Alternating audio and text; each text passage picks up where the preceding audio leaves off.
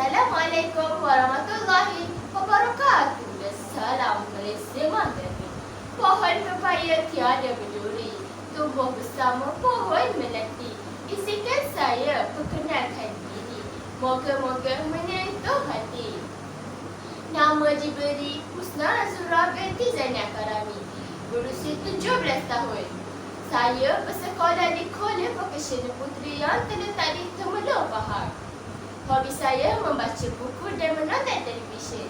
Pada hari ini saya amat teruja ingin berkongsikan tentang novel yang telah saya baca. Novel ini berjudul Ya Sembuh Duka Semalam. Karya novel ini ditulis oleh Aidil Khazali.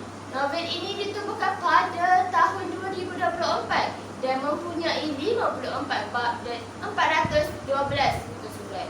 Harga novel ini adalah RM30 bagi Semenanjung dan RM33 bagi Sabah dan Sarawak.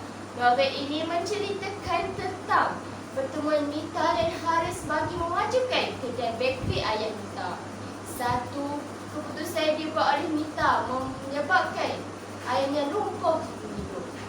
Sejak itu, Nita enggan memutuskan apa-apa keputusan. Urusan perniagaan diserahkan 100% kepada pembantunya, walaupun dialah pemilik bakery itu. Sekecil-kecil keputusan Nita teragak-agak untuk membuat. Nita seorang yang berani dan lincah, langsung berubah penakut. Tanpa sedar, sikapnya mengundang satu persatu masalah di bakery. Bakery semakin merugi, pekerja-pekerja membuat onar. Lebih merisaukan lagi apabila sebuah kek bakery yang gah muncul sebagai pesaing. Ketika itu, Haris, seorang chef dari Perancis, menawarkan bantuan. Kemunculan Haris menjadi sinar harapan kepada bakery, namun tidak kepada Nita kerana hanya menoreh duka yang lama. Semakin dia hindari, semakin itulah dia memutuskan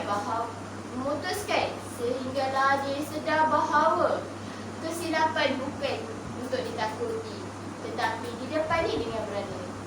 Buku ini mempunyai banyak sangat pengajaran dan iktibar yang boleh kita ambil. Yang pertama, kita hendaklah mempunyai keyakinan diri untuk memutuskan apa-apa keputusan.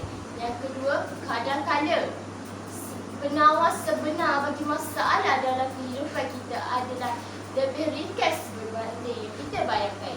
Yang ketiga, semua orang mempunyai alasan dan sebab sendiri. Seteruk manapun kesalahan yang dibuat, semua orang berhak mempunyai peluang kedua. Itu saja daripada saya. Sekian, terima kasih. Assalamualaikum warahmatullahi wabarakatuh.